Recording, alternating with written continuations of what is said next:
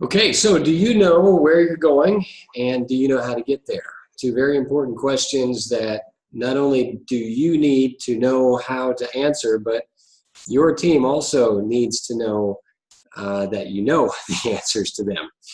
So thanks for joining us today. We're going to be looking at the law of navigation, and then after that, we're going to go on into talking about the law of solid ground. So good morning, glad you're here. Thanks for being part of this. All right, so if you have your handout, you can look at law number 4, the law of navigation. And that simply says that anyone can steer the ship, but it takes a leader to chart the course. So back when I was a young child, once or twice, my dad took all of the family on a family vacation to this lake, and we swam and rented a pontoon and just had a really great day. And, you know, I was 3 or 4 years old, 5 years old maybe, and remembered it really well. And I decided one day, hey, I'm going to go to the lake. I'm going to have a great time. And so this was the kind of car we had. It was an old 80s or 70s model Dodge Colt. And I knew where the keys were. And I knew if I hopped up on the clothes washer, I could get the keys. And I knew which key, which keychain went to the car. I went out to the car and I actually got it started. I told everybody beforehand, I'm going to the lake, I'll see you. And they're all, playing up the little 5-year-old saying, yeah, okay, see you, have a fun time, bye. Well, when they heard the car start, they realized I was serious. And somehow, not only did the car start, but it also got in reverse, and I started backing out the driveway. And then I could see very distinctly this truck coming up the road, and my car was going back, and I could just put together that we were going to have an intersection of very unpleasant proportions. And then about that time, Dad ripped open the door, flew inside, and said, "What are you doing?" And I said, you told me I could go. You told me I could go. Well, that's kind of a situation a lot of times where people in a position find themselves if they haven't done their homework. I started backing out, having the car started, but not having the faintest clue what to do next. Of course, I had no idea how to get to the lake, which was over an hour's drive away.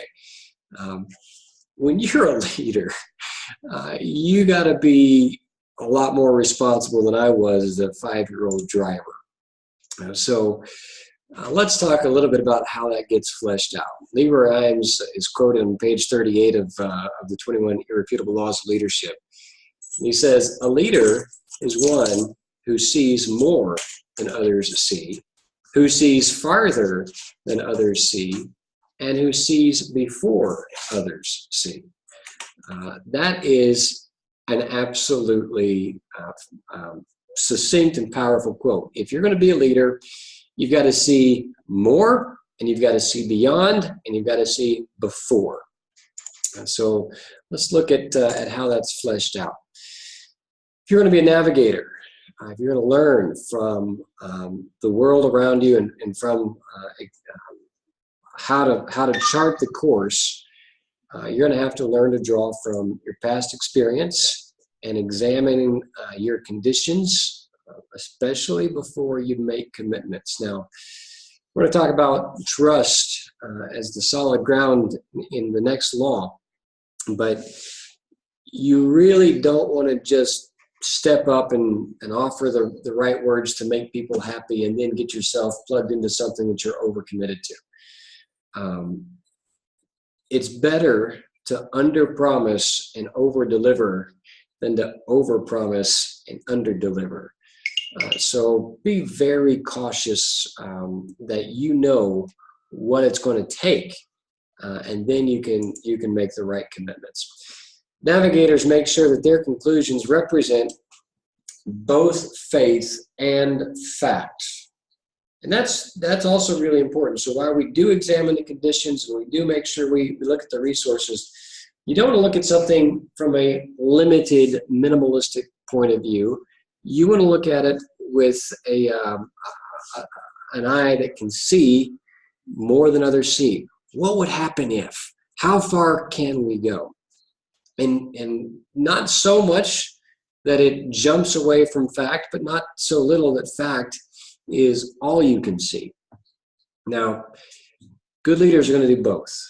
And there's a lot of personality, self-help, self-development stuff on the market today that says garbage, like, just believe it and it'll come to pass. Just think it, just speak it, just proclaim the word and it's going to happen. Sorry, that does not work. That is not even good leadership. That's not good spirituality. That's not even a good use of logic or your brain. Put faith in there, certainly, to see the potential that could be achieved, but also temper it with fact so you can actually get somewhere without being a buffoon. Balance the both. All right.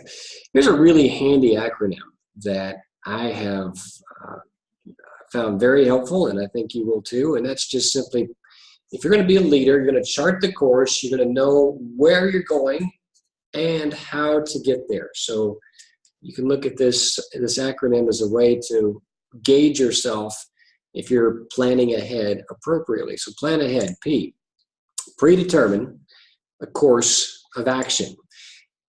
L, lay out your goals. So you know the ultimate objective, and the ultimate objective has to be tempered by goals to get you there along the way. Goals that are both determined by terms of quantity and time limited. So you want to make sure that your time is matching the quantity of goals that you're setting. All right, and then adjust your priorities. Now, if you really want to see this happen, you're going to have to put some intensity and some intentionality to make sure it happens. So you're going to have to look at what's the big picture and what's most important, and whatever is not funneling into that direction, you're going to have to pull aside and say later. Email is not a priority. Facebook is not a priority. Calling some people back is not a priority. Adjust your priorities to make sure that you can keep forward momentum happening. All right, N for plan. Notify key personnel. Don't do this alone. Look at who needs to be involved and ask for their help. Ask, of course, for their input, and let them know that they're a valuable contributor to the team, and learn to work well with those around you to make sure that it happens. Now, when you do that, not everybody, sorry, this is just a rude, awful fact of life. People don't always jump onto a great idea because it's not their idea. So you might have a great idea that is weeks, months, perhaps even years in advance of when it can actually be started. But you want to make sure that when you're talking to people, just don't plan on instant acceptance. Allow them to have some time to think it over, to weigh out the consequences, to weigh out the disadvantages, advantages, and then work with them. Then you'll be a little less frustrated when they finally get on board. So there's a lot of groundwork, but eventually you're going to get to the spot where you can really make a difference and start heading into action. And then you're going to encounter problems. What are the problems you're likely to expect? So make sure that you can take a look and anticipate what's likely to come. And then when it comes, you'll have hopefully some way to compensate or to adjust for it. Always point to success. So you're moving in and you're bumping into problems, but as you overcome, you're going to bump into more problems, and you're going to come into a fatigue issue. Everybody's going to be like, we've been doing this project for 3 weeks or maybe 2 years. Is it ever going to get done? Well, it depends on the size and the value of the project, of course, but make sure you point back and you say, when we made this change, the benefits that we implemented from the change really were an aid to the company. So I think if we keep going forward, even more benefits will be discovered. So don't give up, keep plugging away, point to your successes. And then that issue of review. We've talked about that extensively, but daily review the plan as a way of accountability and correction. Are we staying on course? We're wandering off somewhere. Are we staying on course? Review the plan, review the priorities, review the goals, and just make sure that you're making the right adjustments. So plan ahead or go to the lake. All right, now let's go on to law number 6. We got out of sync yesterday and did law number 5, the law of addition, but now we're getting back in step. So this is law number 6, which is the law of solid ground. And that simply states that trust is the foundation of leadership. And what you're looking at right now is a picture of a man named Charles Blondin. Charles Blondin was a stunt artist, and he was famous for what you see right now, walking on tightropes. And this particular tightrope was stretched over the Niagara Falls. Now, I don't know if you've ever been to the Niagara Falls, but number one, it's huge. It is absolutely impressive. Number two, it's extremely dangerous because the waters coming over the falls, crashing into the rocks below, create a spray for hundreds of feet in the air. So it's just a moist cloud that is always over the falls. And so this guy is not only walking on a tightrope, he's walking on a wet tightrope. Very perilous situation. Well, he would go out and do some really crazy things from time to time, and he would take a stove out there, cook breakfast on it, push a wheelbarrow across, and somebody said, "Wow, you are so good at that. I bet you could carry somebody across on your back." I said, "Yeah, I bet I could. You want to join me?" Well, he actually did. And he carried another guy on top of his back. And as he was carrying this other gentleman on his back, he says, "You do what I do. Just stick with me. Don't try to overcorrect. Don't try to lean one way or the other. You stick with me." And what happened was Charles Blondin became the solid ground for the guy that was riding on his back. Now, the point here that you need to follow through with is that more important than your physical strength, your job stability, your financial success is your character.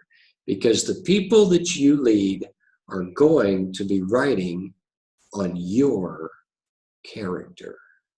Super important. You really want to make sure that when you launch out, especially if you're leading into a new objective or a new field, there's always going to be risk. But one thing that should never be at risk is your character. People are putting their lives, their dependency, their paychecks upon you, their hopes. And if you're weak in that area, woe be unto you. Fix the character issues. So page 63, again, quoting here from the book, trust is like change in a leader's pocket. Each time you make a good leadership decision, you earn change. Each time you make poor decisions, you pay out some of the change to the people. All leaders have a certain amount of change in their pocket when they start in a new leadership position. When you're out of change, you're out as a leader. So understand that your character, your trust, is your continued permission to lead people. So character is going to communicate consistency. You're not going to get too much done in life if you only work on the days when you feel good. Don't call in sick when you've got a little cold. Come in and make it happen. Let people see that you're willing to push through and work when it's hard. Character makes trust possible, and trust makes leadership possible. Character communicates potential, and that potential goes in two ways. Number one, it goes in the way where people are willing to trust you and invest more in you. So a lot of times you'll find yourself being put into a place you didn't think you were ready for because people saw character and they said, well, we'll build the skills on the job, but this person's got what it takes as far as we can trust him, as far as the character goes. So a lot of times you might just see more potential than maybe even you thought you would see. But when you turn that trust and developing trust into other people, you're going to want to release their potential as well. So all of a sudden, this concept of potential begins to explode and go far beyond one person. All right?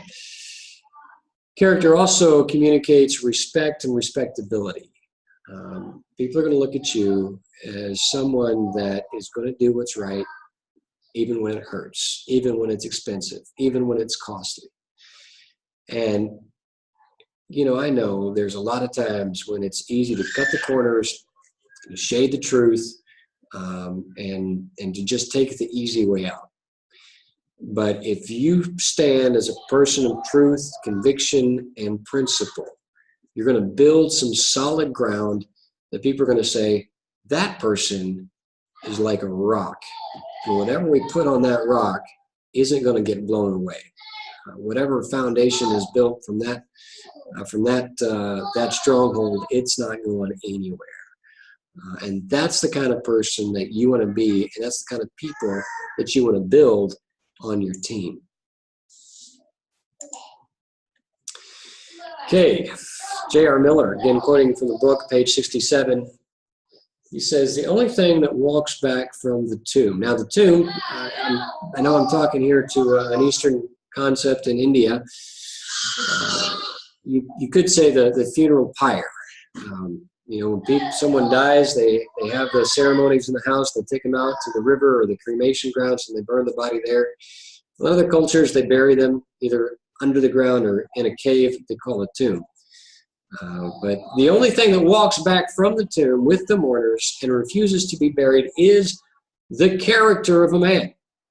This is true. What a man is survives him, and that will never be buried. Now, if you've been to funerals, and if you haven't, you probably will be at some point. A lot of times during the morning, just following, people try to comfort each other, and they tell warm stories and happy stories and funny stories about the person that died.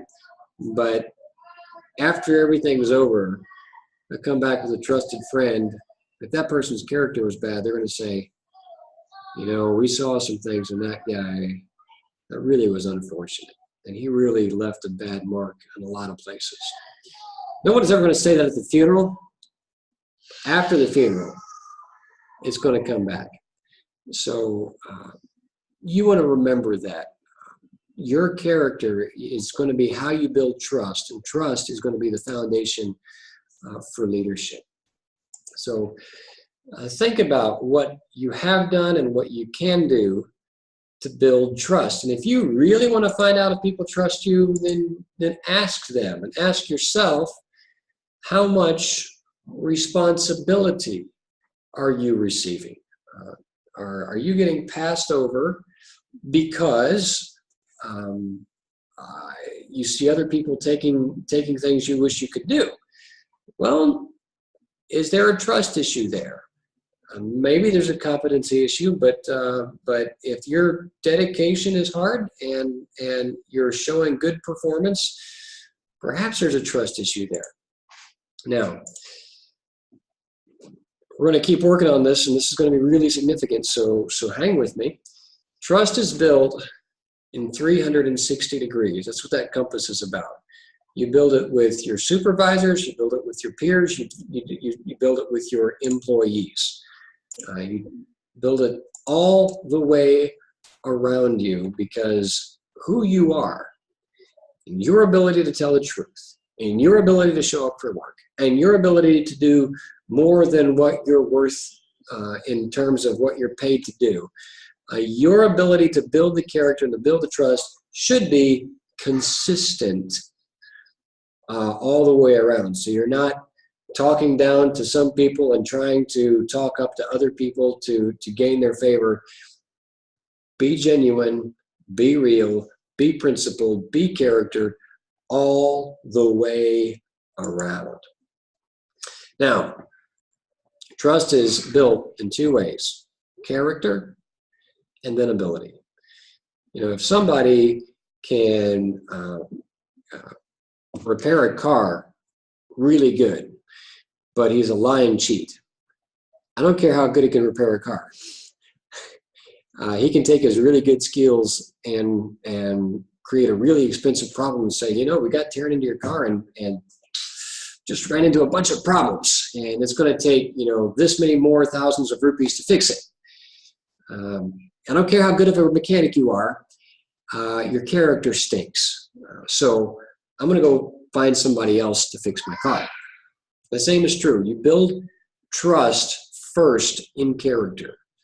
And then as your character is secured, you can learn and you can grow on your abilities.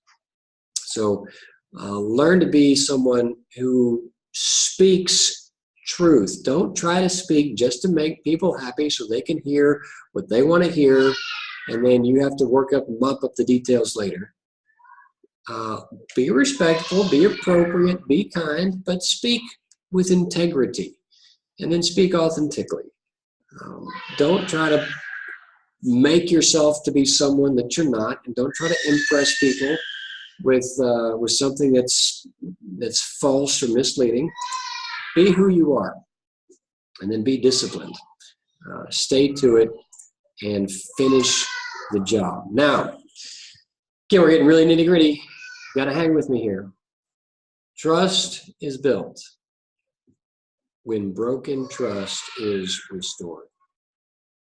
Now, you're going to always suffer until you make things right with the people whose trust you've broken. How do you do that? You're going to have to apologize to the people that you hurt. You're going to have to make it up to them by repaying whatever it was that cost them for your mistake or your lack of character. And the burden is not on them to trust, but on you to gain trust. Now, I really want you to focus in on this, because this is a deal breaker for a lot of people. They say, yeah, I've made mistakes before, but come on, things are different now, and why won't anybody listen to me? You are the one that's got to go and make up the difference. And it's totally understandable why the people would be apprehensive to come and to trust you. So don't be afraid to humble yourself and to go back and take care of issues. Hang on just one. Okay, had to take a break out there, and I'm back now. You got to make up and give back whatever it was that has cost people. And again, the burden is on them, is on you rather, to trust, to gain their trust. The burden is on you to gain their trust, not on them to trust you. Now, I've been on both sides of this coin. I have been in situations where people have violated my trust, and it hurts. And I've been in situations where I violated other people's trust, and I have done everything I can do to rebuild the trust. Sometimes it works, sometimes it doesn't, but what you have to do is say, I'm going to do everything I can to make sure it happens, and it happens right. So I want to tell you a story of a time when I was in college. I worked for a political campaign, and we had agreed for a certain salary every week for 40 hours a week. But there was a time when I needed to be in a different city for a week-long event. So we said, no problem, we'll work that out. Well, the end of my agreement came, and we never actually got that to work out. But they had actually paid me for the week that I was gone. So the next time that candidate came up for election, that I was aware of it, I found out where he was, and I said, hey, listen, I'm sorry. I've got an outstanding balance with you guys. You paid me for a week that I never delivered, and I want to pay you back for that. And I only want to pay you back for that. I want to pay you back plus 20% with interest, because my integrity is really important. Now, a couple things. Number one, that was humiliating, really embarrassing. And it took a pretty significant amount of courage for me to do that. Of course, too, it was also very expensive to do that. But when they got that letter and that check from me, they wrote back a very kind response and said, wow, we are extremely grateful that you have made it known that your character is super important, and we really respect you for what you've done. When you take these huge steps to build character, then people will see it and they will trust you. Now, I've been in other situations where, because of miscommunication, things didn't happen as we expected, and I've gone back and I've done the same thing to try to rebuild character. The person at the top was having a power play, and he didn't like that at all. He shot down every attempt that I made to try to rebuild trust. But those around were watching. And as they watched, even though I'm still hoping that there can be a reconciliation and done my restitution, even though I'm hoping there can be a restoring of that relationship, the people around are watching. They're seeing the man in disagreement with me is becoming weaker and smaller, and yet I am still advancing a solid character with integrity. So even if the results aren't always what we want to see, we build character in 360 degrees by treating everyone according to principle. All right, big important lesson there, and I hope you can learn from that. Okay, looks like we have a little bit of extra time left, and I think we're going to need to make use of it. So we're going to jump into law number 7. And law number 7 is the law of respect, and that is that people are naturally going to follow leaders who are stronger than themselves. People are naturally going to follow leaders who are stronger than themselves. Now, this starts with the story of this lady that you see her picture right there. She's an African that was in the United States back in the 1800s. If you had seen her at first, your reaction probably wasn't going to be one with a whole lot of respect. She was just over 5 feet tall, in her late 30s, dark skin, weathered skin, couldn't read, couldn't write, clothes ragged, coarse, worn. And when she smiled, you could see that oftentimes her teeth were missing. Her employment was erratic. She took up small jobs, scrubbing floors, making up rooms, cooking. And then every spring, she would just kind of disappear. And then she would come back totally broke and work again to scrape together whatever resources she could. And then the next spring, she would totally disappear. Sometimes even when you were talking to her, she would fall asleep right in front of your face. Now, you look at that and you can see what in the world is in this woman?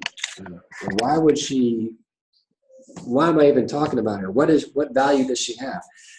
Well, what happened was, her name is Harriet Tubman, and she was a black African that was a slave who escaped from her slavery.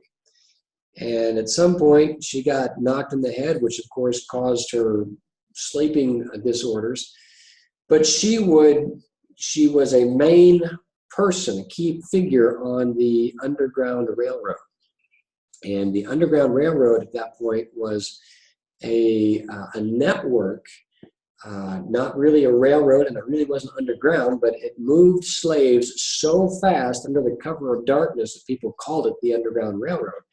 And she would go into the Deep South where there was slavery, find slaves that wanted to be free, and she would say, "Come with me."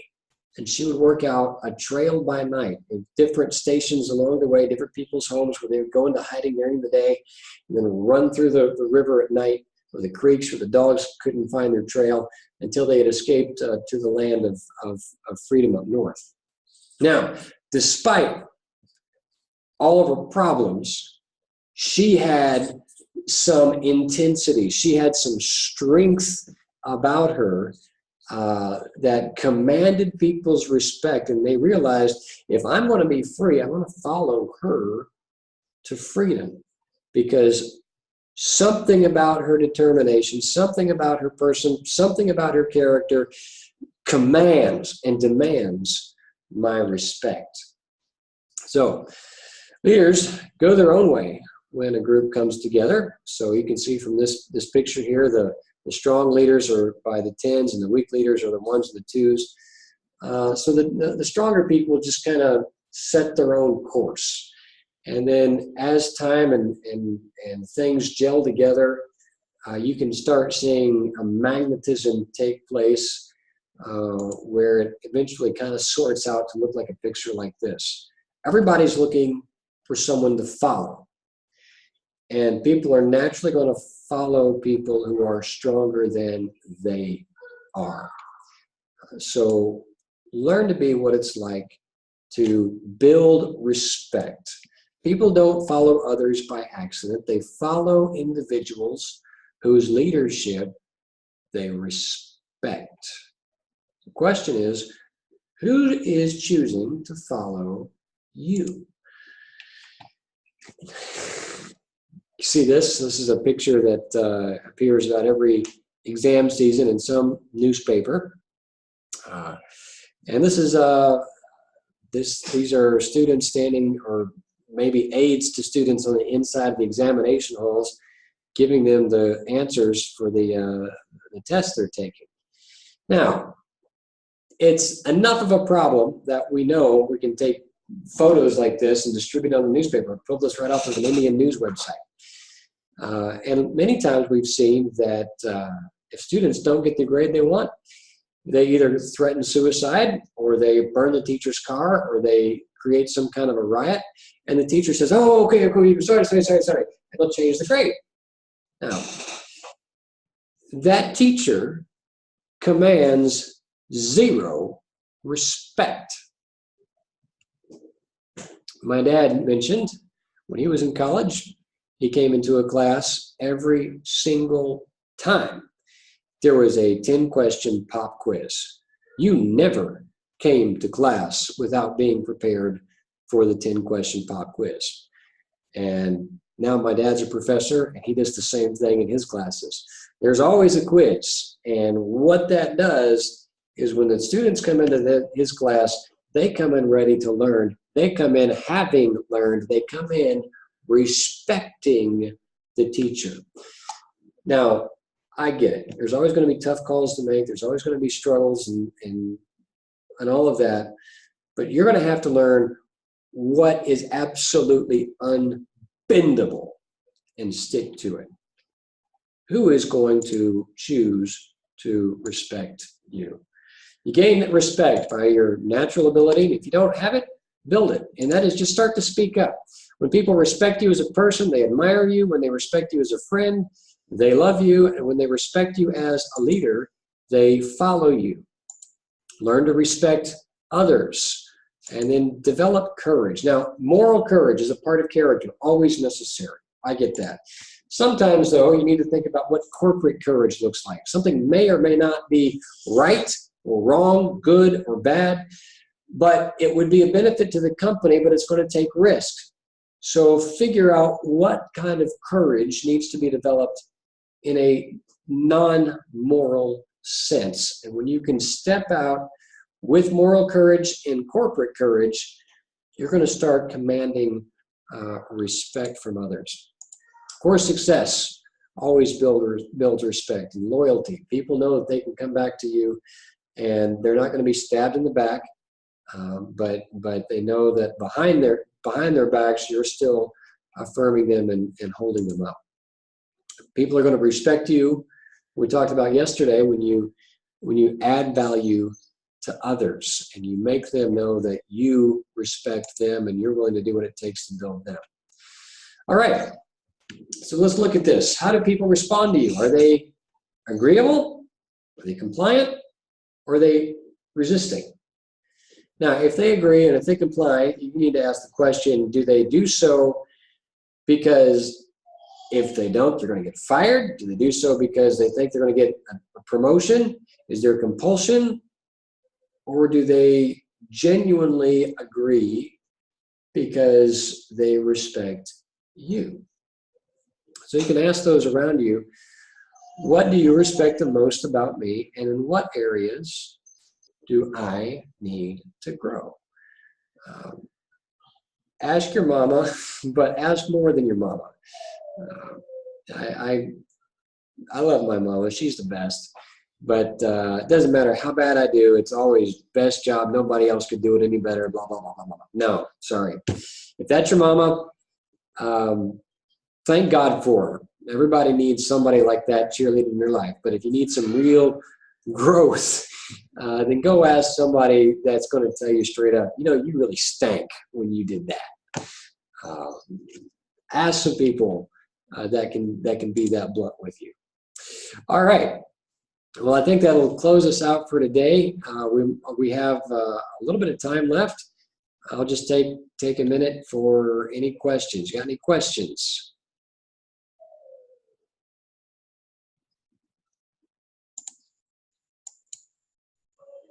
All right.